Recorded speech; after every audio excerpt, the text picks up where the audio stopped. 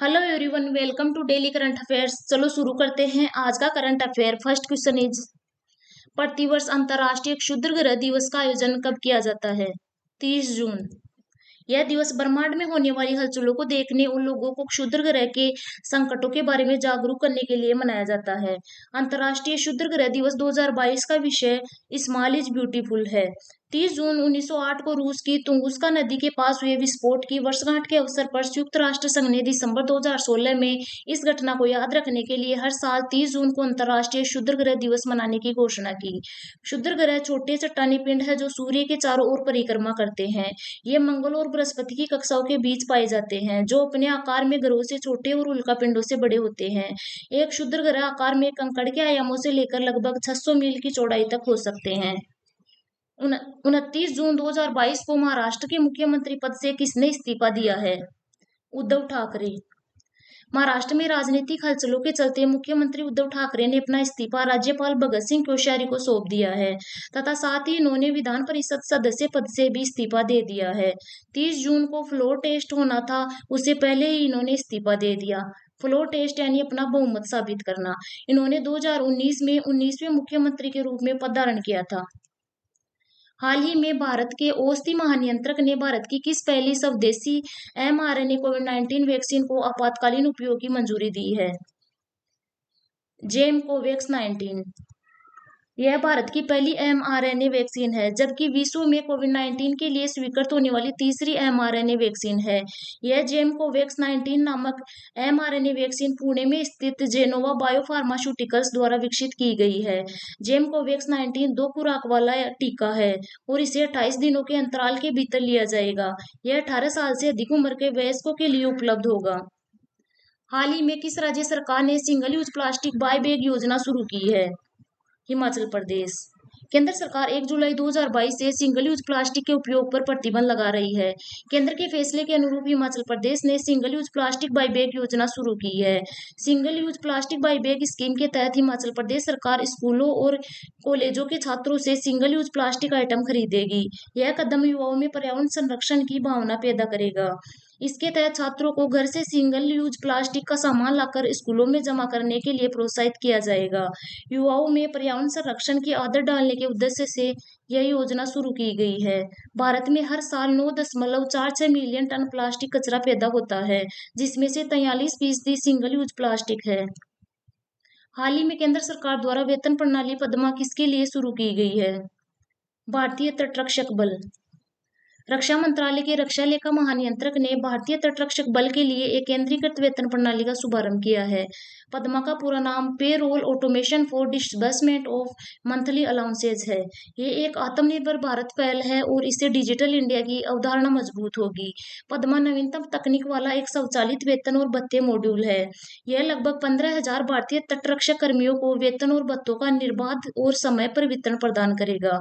1978 में भारत के तत्कालीन प्रधानमंत्री मोरारजी देसाई ने भारतीय तटरक्षक बल का उद्घाटन किया था।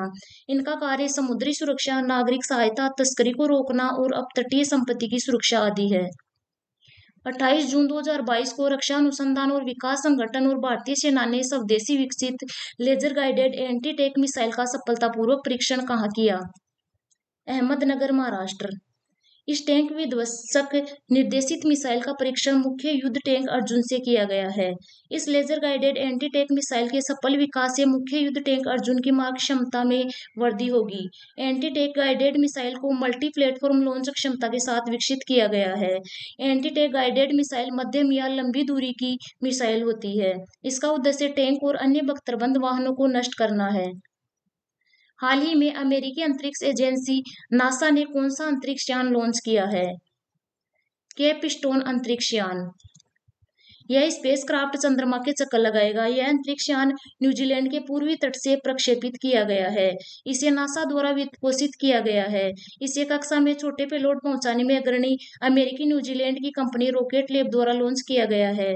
कैपस्टोन मिशन का पूरा नाम cislunar autonomous positioning system technology operations and navigation experiment है। कैपस्टोन की लागत $30 मिलियन से भी कम है। इससे अंतरिक्ष यात्रियों के लिए चंद्रमा के अधिक हिस्सों तक पहुंचना आसान हो जाएगा। इसे चंद्रमा के चारों ओर एक यात्रा में लगभग 1 सप्ताह का समय लगेगा। हाल ही में गोल कार्यक्रम के दूसरे चरण का शुभारंभ नई दिल्ली में किसके द्वारा किया गया है? अर्जुन मुंडा। हाल ही में जनजातीय कार्य मंत्रालय ने गोल कार्यक्रम के दूसरे चरण का शुभारंभ किया है। गोल का पूरा नाम गोइंग ऑनलाइन एज लीडर्स है। इसका उद्देश्य देश में जनजातीय समुदायों के बीच उद्यमिता को बढ़ावा देना है और साथ ही डिजिटल प्रौद्योगिकी का उपयोग करके 10 लाख युवाओं को डिजिटल रूप से सक्षम बनाना है। यह कार्यक्रम जनजातीय मामलों के मंत्रालय और मेटा की एक संयुक्त पहल है। इस कार्यक्रम का मूल लक्ष्य जनजातीय समुदाय को जोड़ना और उन्हें कुशल बनाना, क्षमता विकसित करना और अपने समुदायों के जीवन में बदलाव लाना है। गोल कार्यक्रम को जनजातीय कार्य मंत्रालय और फेसबुक द्वारा 15 मई 2020 को शुरू किया गया था। यह आदिवासी जिलों में सबसे कमजोर समुदायों पर ध्यान केंद्रित करता है। हाल ही में रूस ने किस देश को इस्कंदर एम मिसाइल सिस्टम स्थानांतरित करने की घोषणा की है? बेलारूस। रूस ने बेलारूस को इस्कंदर एम मिसाइल सिस्टम स्थानांतरित करने की घोषणा की है।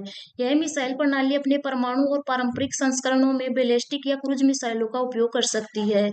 इस्कंदर एम मिसाइल प्रणाली को नाटो द्वारा SS-26 स्टोन के रूप में कोडनेम दिया गया है। इस्कंदर एम मिसाइल की मारक क्षमता 500 किलोमीटर है और यह 700 किलो तक का पेलोड या उपग्रह ले जाने में सक्षम है। यह पारंपरिक और साथ ही परमाणु हथियार ले जाने में सक्षम है।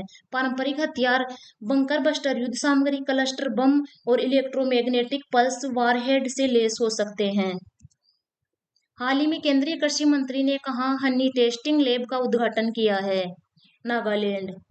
नागालैंड की अपनी यात्रा के दौरान केंद्रीय कृषि और किसान कल्याण मंत्री नरेंद्र सिंह तोमर ने आधिकारिक तौर पर दीमापुर शहद परीक्षण प्रयोगशाला का उद्घाटन किया। शहद परीक्षण सुविधा मधुमक्खी पालकों और उत्पादकों को उनके उत्पादित शहद के परीक्षण में सहायता करेगी। और तोमर उत्तर पूर्वी एग्री एक्सपो चुमाओ के दलमा में एक कार्यक्रम में भाग ले रहे थे। समारोह में अन्य लोगों के अतिरिक्त नागालैंड के कृषि मंत्री जी काइटो, मुख्य सचिव जे आलम और केंद्रीय बागवानी आयुक्त प्रभात कुमार ने भी भाग लिया। आज की क्लास में इतना ही। मिलते हैं नेक्स्ट क्लास में। Thanks for watching.